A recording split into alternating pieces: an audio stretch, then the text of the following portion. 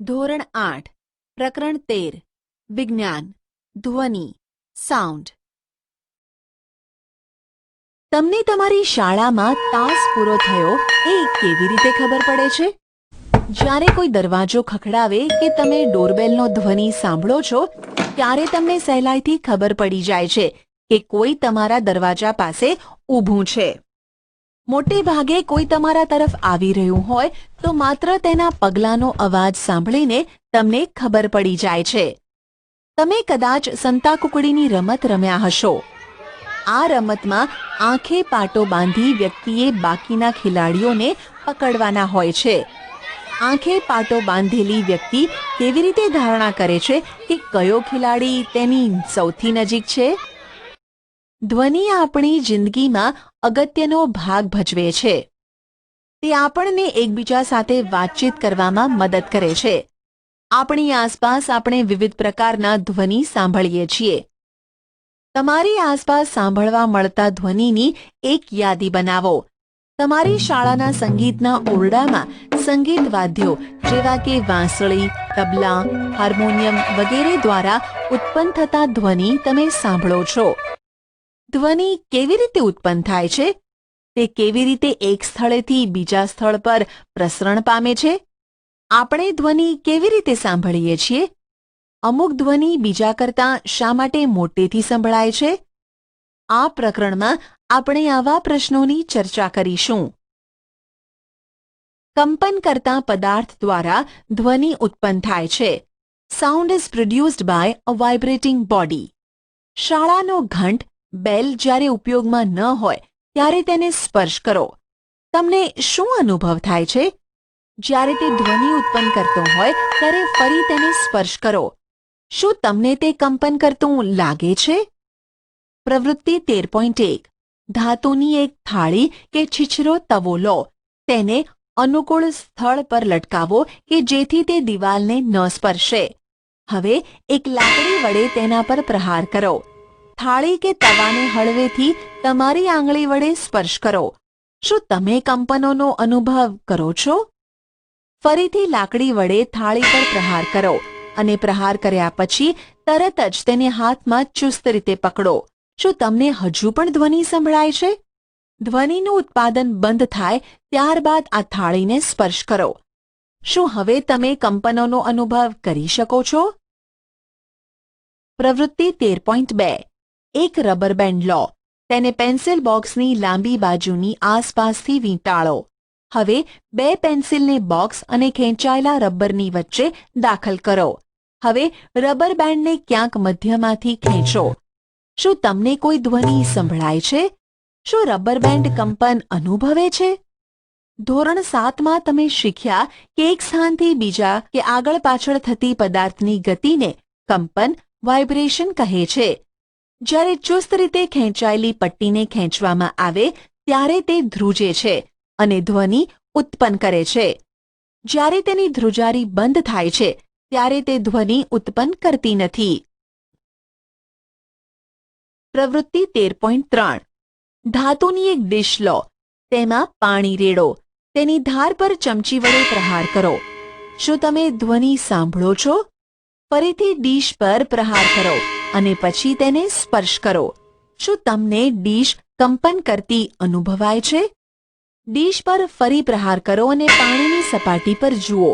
શું તમને ત્યાં કોઈ તરંગો દેખાય છે? હવે ડીશને પકડી રાખો. પાણીની સપાટી પર શું ફેરફાર જોવા મળે છે?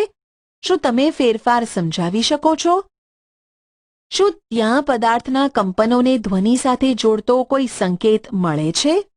આપણે જોયું કે કંપન કરતો પદાર્થ ધ્વનિ ઉત્પન્ન કરે છે. અમુક કિસ્સામાં કંપનો સહેલાઈથી દૃશ્યમાન થાય છે, પરંતુ મોટા ભાગના કિસ્સામાં તેમનો કંપ વિસ્તાર એટલે કે એમ્પ્લિટ્યુડ કોઈ પણ દોલનના કંપનના વિસ્તારને કંપ વિસ્તાર કહે છે. ખૂબ જ નાનો હોવાથી આપણે તેને જોઈ શકતા નથી. તેમ છતાં આપણે તેને અનુભવી શકીએ છીએ. પ્રવૃત્તિ 13.4 એક પોલા નાળિયેરનું કાચનું લો અને એક સંગીત વાદ્ય એકતારો બનાવો. માટીના ઘડાની મદદથી પણ તમે તે બનાવી શકો. આ વાદ્ય વગાડો અને તેના કંપન કરતા ભાગને ઓળખો.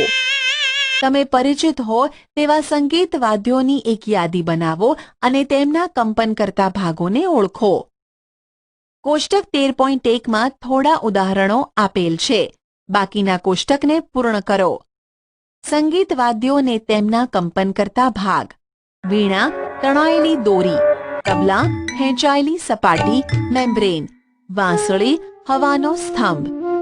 તમારામાંથી ઘણાએ કદાચ મંજીરા, માળ એટલે કે સાંકડા મોંઢાવાળા માટીનો ઘડો, માટીના ઘડા અને કરતાલ જોયા હશે. આ વાદ્યો સામાન્ય રીતે દેશના ઘણા ભાગોમાં ઉપયોગમાં લેવાય છે. આ સંગીત વાદ્યોને ફક્ત ટીપવામાં કે અથડાવવામાં આવે છે. તમે આના જેવા જ બીજા સંગીત વાદ્યોના નામ આપી શકો? તમે પણ એક સંગીત વાદ્ય બનાવી શકો. પ્રવૃત્તિ 13.5 6 થી 8 પ્યાલા કે ડબલા લો. તેમને એક છેડાથી શરૂ કરીને બીજા છેડા સુધી ધીમે ધીમે વધતા ક્રમમાં જુદા જુદા સ્તર સુધી પાણીથી ભરો. હવે એક પેન્સિલ લો અને નરમાશથી પ્યાલા પર પ્રહાર કરો. એક પછી એક બધા પર પ્રહાર કરો. તમને કર્ણપ્રિય ધ્વનિ સંભળાશે. આ તમારું જલ તરંગ છે.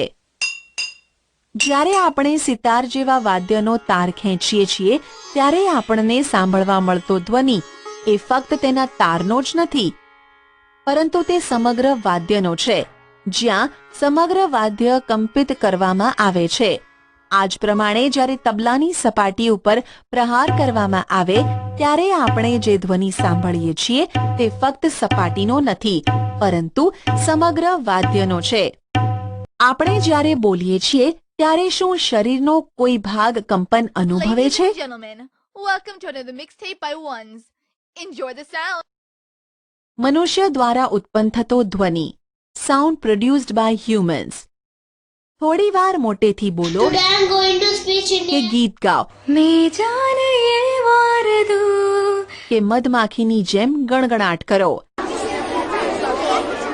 આકૃતિ 13.8માં દર્શાવ્યા મુજબ તમારા હાથને ગળા ઉપર મૂકો. શું તમે કોઈ કંપન અનુભવો છો? મનુષ્યોમાં સ્વરપેટી કે કંઠ સ્થાનમાંથી ધ્વનિ ઉત્પન્ન થાય છે. તમારી આંગળીઓ ગળા પર મૂકશો તો એક કઠણ ટેકરા જેવો ભાગ જણાશે. જે કોઈ પણ વસ્તુ ગળશો ત્યારે તે હલનચલન કરતો જણાશે. શરીરના આ ભાગને સ્વરપેટી કહે છે. તે શ્વાસનળીના ઉપલા છેડા પર હોય છે.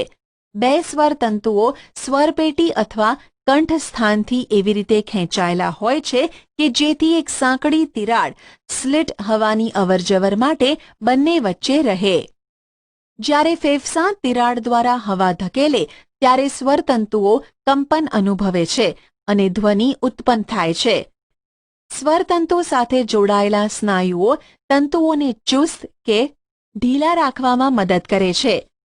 જ્યારે સ્વરતંતુઓ ચુસ્ત અને પાતળા હોય ત્યારે અને જ્યારે તંતુઓ ઢીલા અને જાડા હોય ત્યારે અવાજનો પ્રકાર અને ગુણવત્તા જુદા જુદા હોય છે.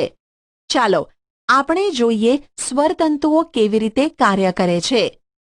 પ્રવૃત્તિ 13.6 એક જ કદ કે માપની રબરની બે પટ્ટીઓ લો. એકને બીજા પર મૂકો અને તેમને ચુસ્ત રીતે ખેંચો. હવે તેમની વચ્ચેની જગ્યામાં હવા ફૂંકો. જેમ ખેંચાયેલી રબરની પટ્ટી વચ્ચેથી હવા ફૂંકાય છે તેમ ધ્વનિ ઉત્પન્ન થાય છે.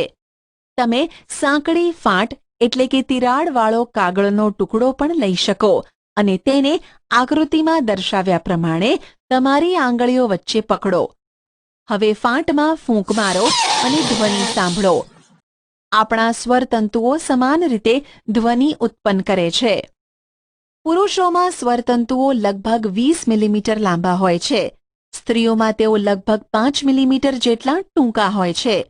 બાળકોમાં સ્વરતંતુઓ ઘણા ટૂંકા હોય છે. આ કારણે જ પુરુષો, સ્ત્રીઓ અને બાળકોના અવાજ જુદા જુદા હોય છે.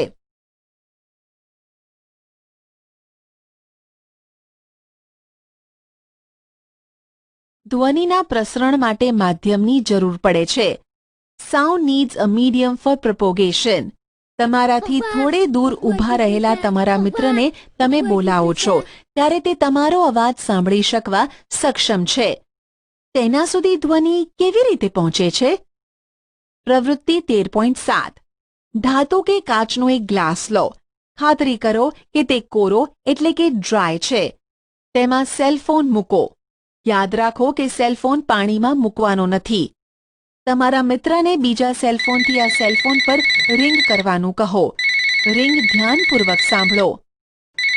હવે ગ્લાસની ધારને તમારા હાથ વડે ઘેરો. તમારા મોંને તમારા હાથની વચ્ચેની જગ્યા ઉપર મૂકો. તમારા મિત્રને ફરી રિંગ કરવા કહો. ગ્લાસમાંથી હવા ચૂસતા ચૂસતા ઘંટડી સાંભળો. જેમ તમે હવા ચૂસો તેમ અવાજ દુર્બળ કે ધીમો થાય છે. ગ્લાસને તમારા મોંથી દૂર કરો. શું ધ્વનિ ફરીથી મોટો એટલે કે લાઉડ સંભળાય છે? તમે સમજૂતી વિચારી શકો છો? શું એવું શક્ય છે કે ગ્લાસમાં ઘટી રહેલી હવાની માત્રાને રિંગની ઘટી રહેલી પ્રબળતા એટલે કે લાઉડનેસ સાથે કંઈ સંબંધ છે?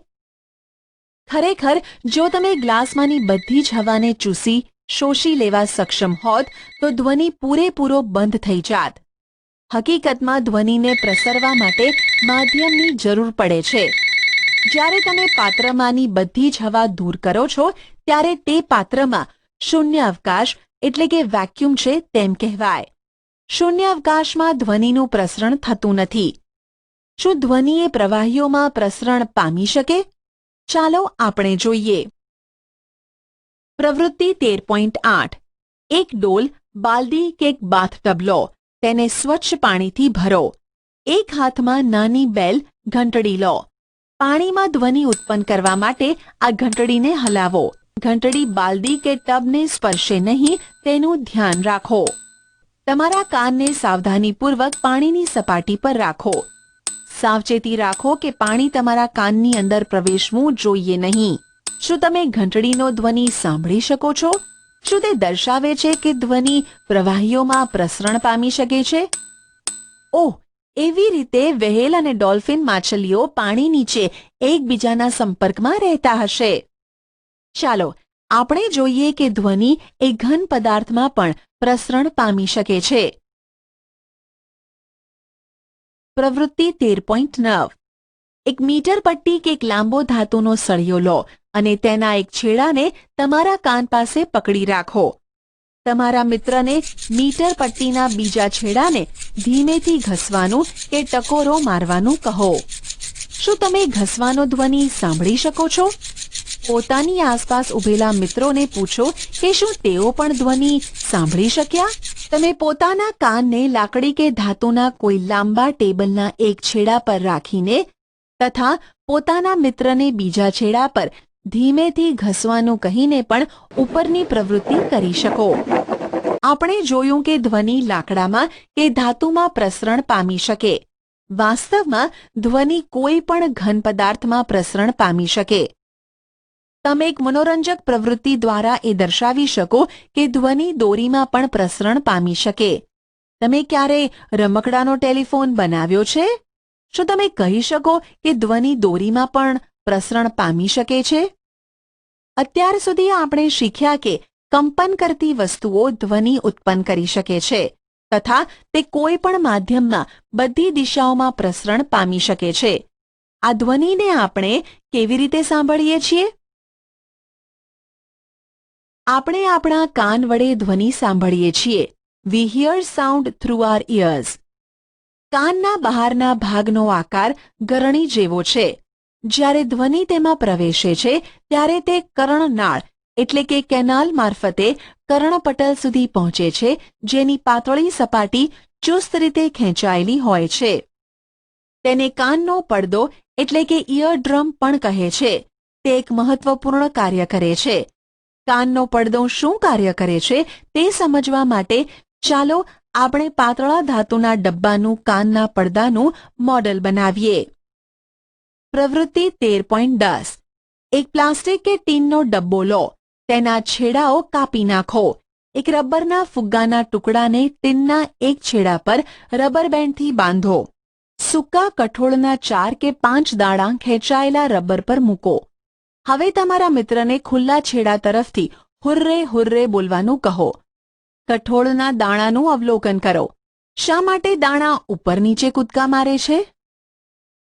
કાનનો પડદો એ ખેંચાયેલા રબરના પડ જેવો હોય છે.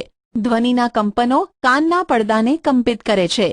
કાનનો પડદો કંપનોને આંતરિક કાન સુધી મોકલે છે. ત્યાંથી ધ્વનિના તરંગોને મગજ સુધી પહોંચાડવામાં આવે છે. આ પ્રકારે આપણે ધ્વનિને સાંભળીએ છીએ. આપણે આપણા કાનમાં ક્યારેય તીક્ષ્ણ, અણીદાર કે સખત વસ્તુ નાખવી જોઈએ નહીં. તે કાનના પડદાને નુકસાન કરી શકે છે, જેનાથી શ્રવણ એટલે કે સાંભળવાની શક્તિ ઓછી થઈ શકે છે. કંપનનો કંપવિસ્તાર, આવર્તકાળ અને આવૃત્તિ. Amplitude, time period and frequency of a vibration. આપણે શીખ્યા છીએ કે કોઈ પદાર્થને વારે વારે આમ તેમ ગતિ કરવાને પદાર્થનું કંપન કહે છે. આ ગતિને દોલિત ગતિ, ઓસિલેટરી મોશન પણ કહે છે. તમે તમારા અગાઉના વર્ગોમાં દોલિત ગતિ અને તેના આવર્તકાળ વિશે શીખી ગયા છો. 1 સેકન્ડ દીઠ થતા દોલનોની સંખ્યાને દોલનની આવૃત્તિ કહે છે. આવૃત્તિને હર્ટ્ઝ એકમ દ્વારા દર્શાવવામાં આવે છે. તેનો સંકેત હર્ટ્ઝ છે. જો 1 સેકન્ડ દીઠ 1 દોલન થાય તો આવૃત્તિ 1 હર્ટ્ઝ કહેવાય છે.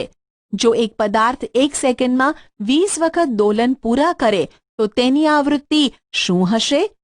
તમે ધ્વનિ ઉત્પન્ન કરતા પદાર્થોને જોયા વગર ઘણા પરિચિત ધ્વનિ એટલે કે અવાજને ઓળખી શકો છો. તે કેવી રીતે શક્ય બને છે? તે માટે આવશ્યક છે કે ધ્વનિ અલગ અલગ પ્રકારના હોય. તમે ક્યારેય વિચાર્યું છે કે કયા પરિબળો તેમને અલગ પાડે છે? કંપ વિસ્તાર એટલે કે એમ્પ્લિટ્યુડ અને આવૃત્તિ એટલે કે ફ્રીક્વન્સી એ ધ્વનિના અગત્યના ગુણધર્મો છે. શું આપણે ધ્વનિને તેમના કંપ વિસ્તારો અને આવૃત્તિઓને આધારે અલગ કરી શકીએ છીએ? પ્રબળતા અને પીચ, તીણાપણું, લાઉડનેસ એન્ડ પિચ. પ્રવૃત્તિ 13.11. એક ધાતુનો ગ્લાસ અને એક ટેબલ સ્પૂન એટલે કે ચમચો લો. ચમચાને ધીમેથી ધાતુના ગ્લાસની ધાર પર અથડાવો. હવે તેમાં ઉત્પન્ન થતો ધ્વનિ સાંભળો. ત્યારબાદ ચમચા વડે ધાતુના ગ્લાસ પર તીવ્ર પ્રહાર કરો અને ઉત્પન્ન થતો ધ્વનિ ફરીથી સાંભળો. જ્યારે ગ્લાસ પર તીવ્ર પ્રહાર થયો ત્યારે શું ધ્વનિ મોટો સંભળાય છે? હવે ગ્લાસની ધારને સ્પર્શે તે રીતે એક થર્મોકોલનો નાનો દડો લટકાવો. ગ્લાસ પર પ્રહાર કરીને તેને કંપિત કરો. દડો કેટલો દૂર સ્થાનાંતરિત થાય છે તે જુઓ. દડાનું સ્થાનાંતર તે ગ્લાસના કંપનના કંપ વિસ્તારનું માપ છે. હવે ગ્લાસ પર ધીમેથી પ્રહાર કરો અને પછી થોડા જોરથી પ્રહાર કરો. આ બંને કિસ્સામાં કંપનના કંપ વિસ્તારોની સરખામણી કરો. કયા કિસ્સામાં કંપ વિસ્તાર વધારે એટલે કે મોટો છે? ધ્વનિની પ્રબળતા ધ્વનિ ઉત્પન્ન કરતા કંપનના કંપ વિસ્તારના વર્ગના સમપ્રમાણમાં હોય છે. ઉદાહરણ તરીકે, જો કંપ વિસ્તાર બમણો કરવામાં આવે તો પ્રબળતા 4 ગણી બને છે. પ્રબળતા ડેસિબલ એકમમાં દર્શાવવામાં આવે છે. નીચેનું કોષ્ટક જુદા જુદા ઉદ્ગમોમાંથી આવતા ધ્વનિની પ્રબળતાનો ખ્યાલ આપે છે.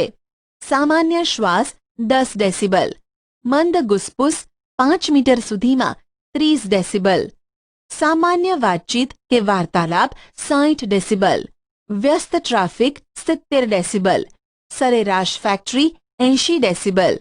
80 ડેસિબલથી વધારે પ્રબળ ધ્વનિ શારીરિક રીતે કષ્ટદાયક હોય છે. ધ્વનિની પ્રબળતા તેના કંપ વિસ્તાર પર આધાર રાખે છે. જ્યારે કંપનનો કંપ વિસ્તાર વધારે હોય તો ઉત્પન્ન થતો ધ્વનિ મોટો હોય છે. જ્યારે કંપ વિસ્તાર નાનો હોય છે ત્યારે ઉત્પન્ન થતો ધ્વનિ નબળો એટલે કે મંદ હોય છે. કોઈ બાળકના ધ્વનિની સરખામણી પુખ્ત વ્યક્તિના ધ્વનિ સાથે કરો. શું ત્યાં કોઈ તફાવત છે? જો બે ધ્વનિ સમાન રીતે જોરથી કે મોટેથી બોલાયેલા હોય તેમ છતાં તેઓ કેટલીક રીતે જુદા પડે છે.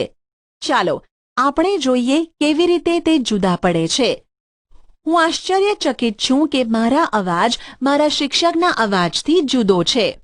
ધ્વનિનું તીણાપણું, શ્રિલનેસ, પિચ તેની આવૃત્તિ નક્કી કરે છે. welcome to another જો કંપનની આવૃત્તિ વધારે હોય તો આપણે કહીએ છીએ કે અવાજ તીણો છે અને તેની પીચ વધારે છે. જો કંપનની આવૃત્તિ ઓછી હોય તો આપણે કહીએ છીએ કે ધ્વનિનો પિચ તીણાપણું ઓછો છે. ઉદાહરણ તરીકે, ડ્રમ એ ઓછી આવૃત્તિથી કંપન કરે છે, તેથી તે ઓછા પિચવાળો ધ્વનિ ઉત્પન્ન કરે છે. જ્યારે બીજી બાજુ સિસોટીની આવૃત્તિ વધારે હોય છે, તેથી તે વધારે પિચવાળો ધ્વનિ ઉત્પન્ન કરે છે. પક્ષી ઉચ્ચ પિચવાળો ધ્વનિ ઉત્પન્ન કરે છે, જ્યારે સિંહની ગર્જનાનો પિચ ઓછો હોય છે. જો કે સિંહની ગર્જના ઘણી વધારે પ્રબળ હોય છે, જ્યારે પક્ષીઓનો ધ્વનિ દુર્બળ હોય છે. આપણે દરરોજ બાળકો અને પુખ્ત વ્યક્તિઓના અવાજ સાંભળીએ છીએ. શું તમને તેમના અવાજમાં કોઈ તફાવત જોવા મળે છે? શું તમે કહી શકો કે બાળકના ધ્વનિની આવૃત્તિ એ પુખ્ત વયના વ્યક્તિના ધ્વનિની આવૃત્તિ કરતાં વધારે હોય છે? સામાન્ય રીતે સ્ત્રીના અવાજની આવૃત્તિ વધારે હોય Yes, છે sir. અને તે Yes, sir. પુરુષના અવાજ Yes, કરતાં sir. તીણો હોય છે. Yeah. શ્રાવ્ય અને અશ્રાવ્ય ધ્વનિ, ઓડિબલ એન્ડ ઇનઓડિબલ સાઉન્ડ્સ. આપણે જાણીએ છીએ કે ધ્વનિની ઉત્પત્તિ માટે આપણને કંપન કરતા પદાર્થની જરૂર પડે છે. શું આપણે બધા જ કંપન કરતા પદાર્થોના ધ્વનિ સાંભળી શકીએ છીએ? હકીકત એ છે કે 20 કંપન પ્રતિ સેકન્ડ 20 હર્ટ્ઝ કરતાં ઓછી આવૃત્તિવાળા ધ્વનિ મનુષ્યના કાન વડે પારખી શકાતા નથી. આવા ધ્વનિ અશ્રાવ્ય કહેવાય છે. બીજી બાજુ 20,000 કંપન પ્રતિ સેકન્ડ કરતાં વધારે આવૃત્તિવાળા ધ્વનિ પણ મનુષ્યના કાન માટે અશ્રાવ્ય છે. આમ મનુષ્યના કાન માટે શ્રાવ્ય આવૃત્તિની પહોંચ, મર્યાદા કે રેન્જ આશરે 20 હર્ટ્ઝથી 20,000 હર્ટ્ઝ છે. અમુક પ્રાણીઓ 20,000 હર્ટ્ઝથી વધારે આવૃત્તિવાળા ધ્વનિ સાંભળી શકે છે. શ્વાન, ડોગ્સ આ ક્ષમતા ધરાવે છે.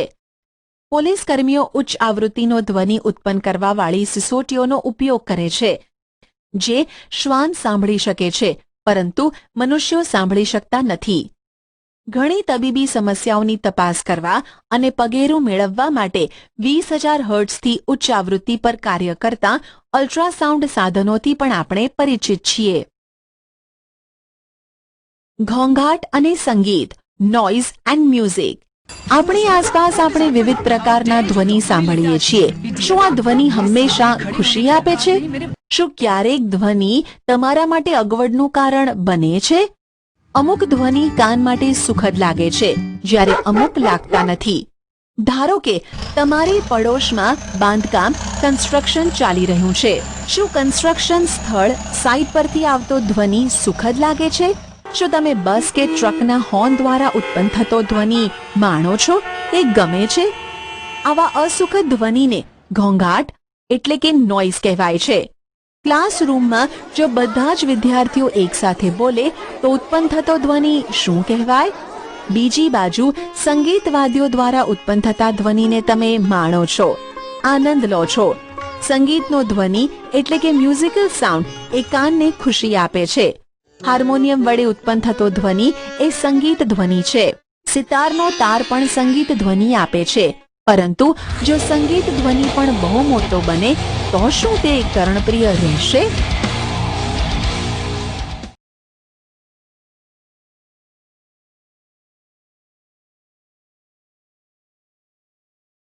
ધ્વનિ પ્રદૂષણ, નોઇઝ પોલ્યુશન. તમે હવાના પ્રદૂષણ વિશે જાણો છો. હવામાં અનિચ્છનીય વાયુઓ અને કણોની હાજરી હવાનું પ્રદૂષણ કહેવાય છે. તે જ રીતે પર્યાવરણમાં અતિશય અને અનિચ્છનીય ધ્વનિની હાજરી એ ધ્વનિનું પ્રદૂષણ કહેવાય છે. તમે ધ્વનિ પ્રદૂષણના થોડા સ્ત્રોતની યાદી બનાવી શકો. મોટે ભાગે ધ્વનિ પ્રદૂષણના મુખ્ય કારણો છે વાહનોના અવાજ, વિસ્ફોટ જેમાં ફટાકડાનું ફૂટવું પણ સામેલ છે, મશીનો, લાઉડસ્પીકર્સ વગેરે. ઘરમાં કયા સ્ત્રોત ધ્વનિ ઉત્પન્ન કરે છે? મોટા અવાજથી ચાલતા ટેલિવિઝન અને ટ્રાન્ઝિસ્ટર રેડિયો, રસોઈઘર કિચનના થોડા ઉપકરણો, કુલર્સ, એર કન્ડિશનર્સ બધા ધ્વનિ પ્રદૂષણ ઉત્પન્ન કરવામાં ફાળો આપે છે. ધ્વનિ પ્રદૂષણની હાનિઓ કઈ છે? What are the harms of noise pollution? શું તમે જાણો છો કે તમારી આસપાસ અતિશય ઘોંઘાટની હાજરી અનેક સ્વાસ્થ્ય સંબંધિત સમસ્યાઓનું કારણ બને છે? અનિદ્રા, હાઇપરટેન્શન એટલે કે હાઈ બ્લડ પ્રેશર, ચિંતા તથા અન્ય ઘણી સ્વાસ્થ્ય સંબંધિત ખામીઓ, ડિસઓર્ડર્સ ધ્વનિ પ્રદૂષણથી ઉત્પન્ન થઈ શકે છે. સતત પ્રબળ ધ્વનિના પ્રભાવ હેઠળ રહેવાવાળા વ્યક્તિની સાંભળવાની ક્ષમતા કામચલાઉ કે અસ્થાયી કે કાયમી રીતે ઓછી થઈ જાય છે. ધ્વનિ પ્રદૂષણને નિયંત્રણમાં રાખવાના ઉપાયો. Measures to limit noise pollution. ઘોંઘાટને નિયંત્રણમાં રાખવા માટે આપણે ઘોંઘાટના સ્ત્રોતો પર નિયંત્રણ રાખવું જોઈએ. આ ઘોંઘાટ નિયંત્રણ કેવી રીતે કરી શકાય છે? આ માટે હવાઈ જહાજના એન્જિનો, પરિવહન, ટ્રાન્સપોર્ટના વાહનો, ઔદ્યોગિક મશીનો અને ઘરેલું ઉપકરણો એટલે કે હોમ અપ્લાયન્સીસમાં સાયલેન્સર લગાડવા જોઈએ. રહેણાંક વિસ્તારોમાં ધ્વનિ પ્રદૂષણ કેવી રીતે નિયંત્રિત કરી શકાય છે?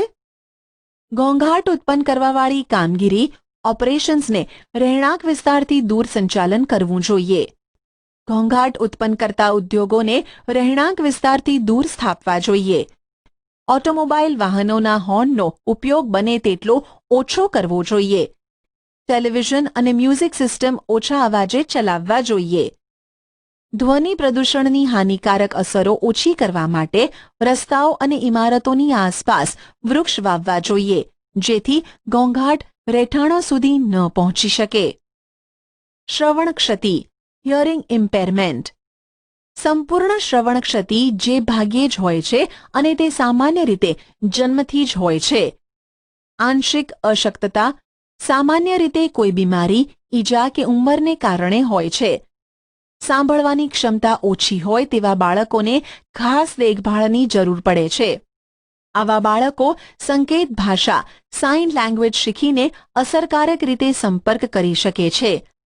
કારણ કે બોલવાની ક્રિયા, સ્પીચ એ સાંભળવાની ક્રિયા, હિયરિંગના પરિણામ સ્વરૂપે વિકસે છે. તેથી શ્રવણ અશક્તતાને લીધે પીડાતા બાળકોની બોલવાની શક્તિ પણ દોષપૂર્ણ હોઈ શકે છે. પ્રૌદ્યોગિક સાધનોએ, ટેકનોલોજીકલ ડિવાઇસીસ શ્રવણ ક્ષતિગ્રસ્ત વ્યક્તિઓના જીવનની ગુણવત્તામાં સુધારાને શક્ય બનાવી દીધું છે. શ્રવણ ક્ષતિગ્રસ્ત વ્યક્તિઓની રહેણીકરણીની વ્યવસ્થામાં સુધારો કરવા માટે સમાજ ઘણું બધું કરી શકે છે. પારિભાષિક શબ્દો. કંપ વિસ્તાર, એમ્પ્લિટ્યુડ. શ્રાવ્ય, ઓડિબલ. કાનનો પડદો, ઇયરડ્રમ. Hertz, hertz. કંઠનળી, લેરિંગ્સ. અવાજની પ્રબળતા, લાઉડનેસ. ઘોંઘાટ, નોઇઝ. દોલન, ઓસિલેશન. Pitch, pitch. તીણાપણું, શ્રિલનેસ. આવર્તકાળ, ટાઈમ પીરિયડ. કંપન, વાઇબ્રેશન. સ્વરપેટી, વોઇસ બોક્સ. શ્વાસનળી, વિન્ડપાઇપ. તમે શું શીખ્યા? કંપન કરતી વસ્તુઓ દ્વારા ધ્વનિ ઉત્પન્ન થાય છે. મનુષ્યોમાં સ્વરતંતુઓનું કંપન ધ્વનિ ઉત્પન્ન કરે છે. ધ્વનિ માધ્યમ દ્વારા પ્રસરે છે. વાયુ, પ્રવાહી કે ઘન. તે શૂન્યાવકાશમાં પ્રસરણ ન પામી શકે. કાનનો પડદો ધ્વનિના કંપનોનો અનુભવ કરે છે. તે આ સંકેતોને મગજ સુધી મોકલે છે. આ પ્રક્રિયાને શ્રવણ કહે છે. એક સેકન્ડમાં થતા દોલનો કે કંપનોની સંખ્યાને દોલનની આવૃત્તિ કહે છે. આવૃત્તિને હર્ટ્ઝમાં દર્શાવવામાં આવે છે. કંપનનો કંપવિસ્તાર જેમ વધારે તેમ ધ્વનિ મોટો એટલે કે પ્રબળ. કંપનની આવૃત્તિ જેમ ઉચ્ચ તેમ પીચ વધારે અને ધ્વનિ વધારે તીણો હોય છે. અસુખદ ધ્વનિ ઘોંઘાટ કહેવાય છે. અતિશય અને અનિચ્છ્ય ધ્વનિ ઘોંઘાટ ધ્વનિ પ્રદૂષણ ઉત્પન્ન કરે છે. ધ્વનિ પ્રદૂષણ માનવીઓ માટે સ્વાસ્થ્યને લગતી મુશ્કેલીઓ ઉત્પન્ન કરી શકે છે. ધ્વનિ પ્રદૂષણ ઘટાડવાના પ્રયત્નો કરવા જોઈએ. રસ્તાની બાજુમાં અને અન્ય સ્થાનો પર વૃક્ષો વાવીને ધ્વનિ પ્રદૂષણને ઘટાડી શકાય છે. સાચો વિકલ્પ પસંદ કરી સબમિટ બટન પર ક્લિક કરો. ધ્વનિની પ્રબળતા કયા એકમમાં દર્શાવવામાં આવે છે?